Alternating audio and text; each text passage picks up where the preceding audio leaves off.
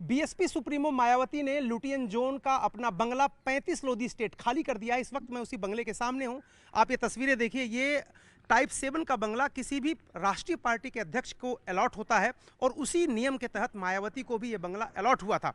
इस बंगले में कुछ ही महीने वो रहीं, उसके बाद इस बंगले को खाली करके वो चली गई हैं। कहा यह जा रहा है कि सरदार पटेल मार्ग पर जो उनका निजी आवास है वहां वो चली गई हैं।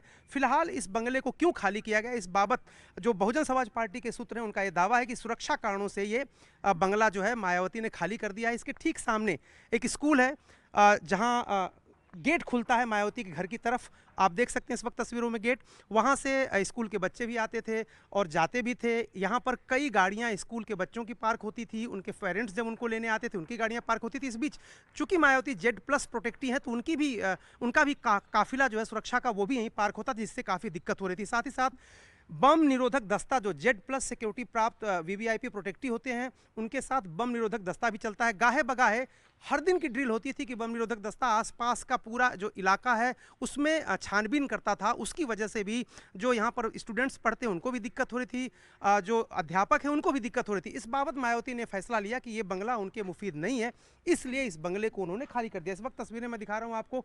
20 मई को कहा जा रहा है कि इस बंगले को खाली कर दिया गया। उसके बाद जो CPWD है उसको सौंप दी गई चाबी इस बंगले की। विकास सिंह गार्ड हैं जो CPWD के, वो फिलहाल इस समय यहाँ पर हैं और अंदर से दरवाजे बंद हैं। आप देखिए किस तरह से कंस्ट्रक्शन मायावती ने यहाँ पर करवाया था। काफ़ी दिनों तक कंस्ट्रक्शन यहाँ पर चला था, महीनों चला था और तब इसको रहने लायक घर बनाया गया था।